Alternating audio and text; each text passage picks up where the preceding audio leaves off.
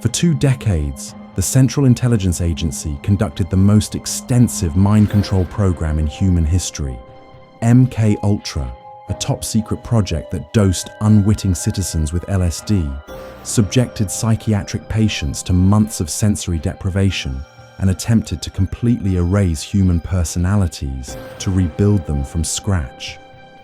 The official story claimed it was defensive research to protect against Soviet brainwashing. The reality was far more sinister. American doctors, funded by American taxpayers, tortured American citizens in pursuit of the ultimate weapon, total control of the human mind. When congressional investigators finally exposed MK-Ultra in 1975, they discovered that the CIA had destroyed most of the records. But the survivors remember everything.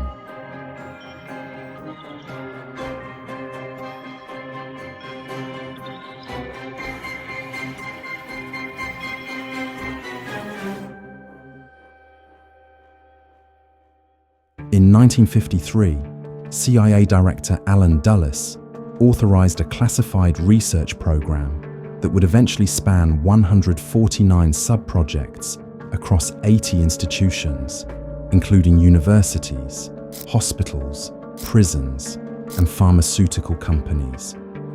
The official justification was urgent. Intelligence reports suggested that American prisoners in Korea were being subjected to communist brainwashing techniques that could turn loyal soldiers into enemy agents. MK-Ultra, named for the ultra-classified nature of its activities, was designed to develop defensive countermeasures against Soviet psychological warfare. The program would explore drugs, hypnosis, sensory deprivation, and other techniques to understand how the mind could be controlled, manipulated, or completely restructured. The program was overseen by Dr.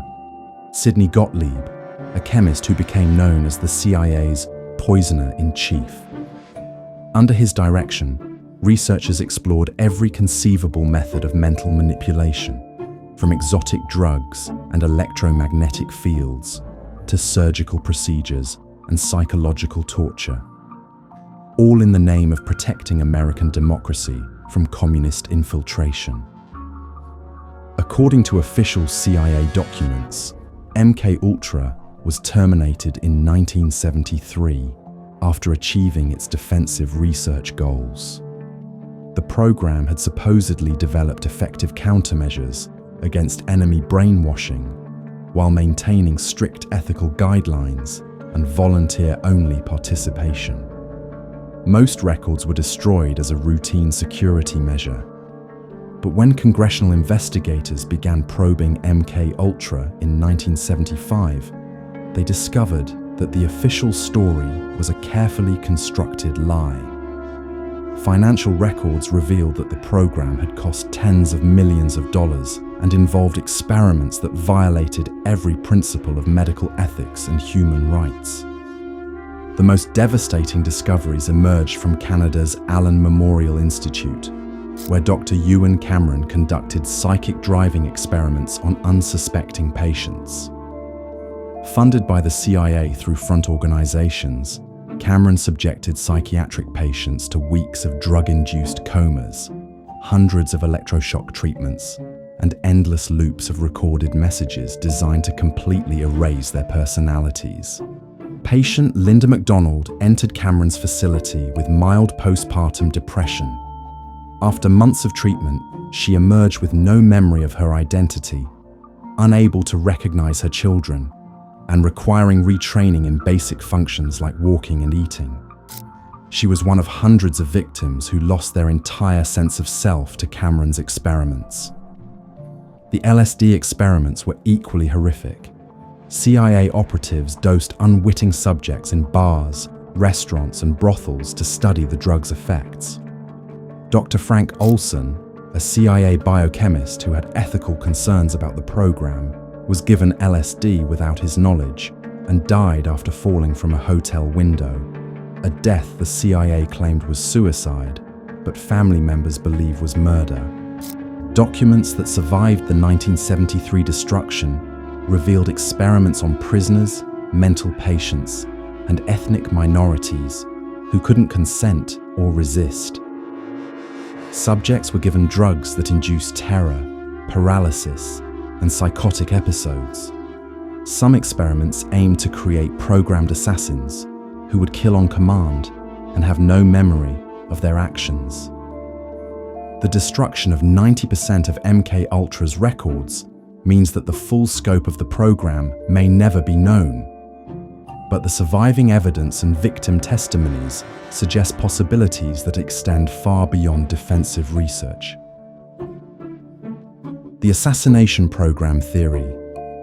Some investigators believe MKUltra's ultimate goal was creating programmed assassins, individuals who could be triggered to kill specific targets and have no memory of their actions.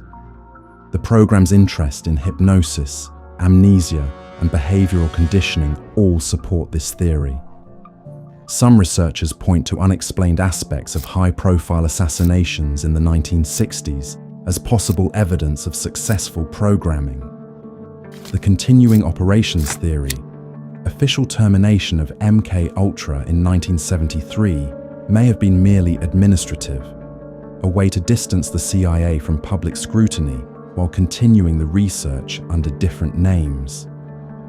Subsequent programs like MK Search, MK Often, and others suggest that mind control research never really ended, just evolved and went deeper underground. The corporate connection theory. Many MKUltra contractors were pharmaceutical companies that went on to develop psychiatric medications used worldwide. Some researchers believe that knowledge gained through illegal human experimentation influenced the development of antidepressants, antipsychotics, and other drugs that alter brain chemistry on a massive scale. The technology transfer theory. The most disturbing possibility is that MKUltra techniques were perfected and transferred to other government agencies and foreign allies. Torture methods used by the US military and intelligence agencies in recent decades show striking similarities to MKUltra experiments: sensory deprivation, sleep disruption, sexual humiliation, and psychological manipulation. The scariest aspect of MKUltra may be how successful some experiments were. Survivors like Linda McDonald prove that human personality can be completely erased and reconstructed. If such techniques were perfected, they could represent the ultimate tool of authoritarian control. In 1995, President Bill Clinton formally apologized to MKUltra victims and their families, acknowledging that the US government had conducted illegal human experimentation on its own citizens. Monetary settlements were paid to some survivors, though many victims were never identified due to the destroyed records. Today, the CIA maintains that all mind control research ended with MKUltra's termination in 1973.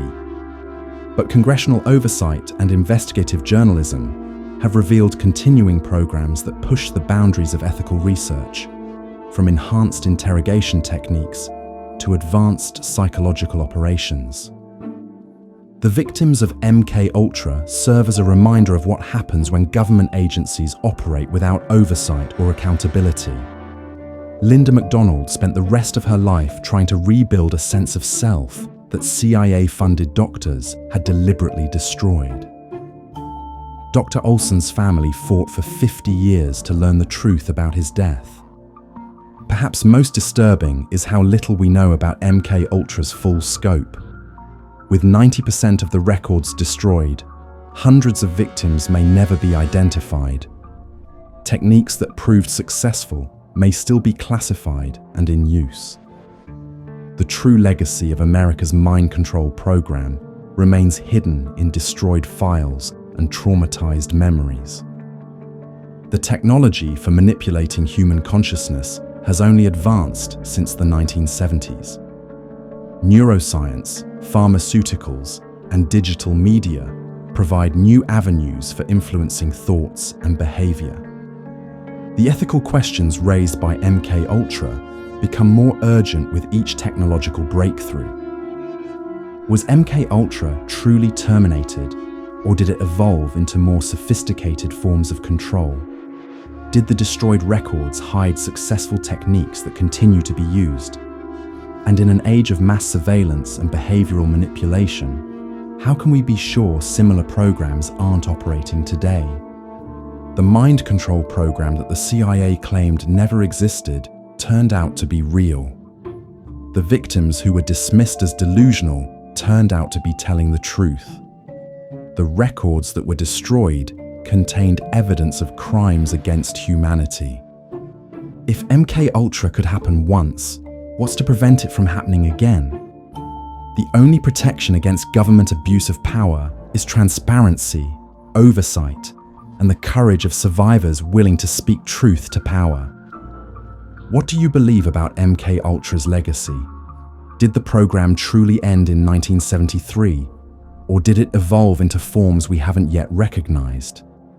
Share your thoughts, but remember, the price of freedom is eternal vigilance against those who would control our minds.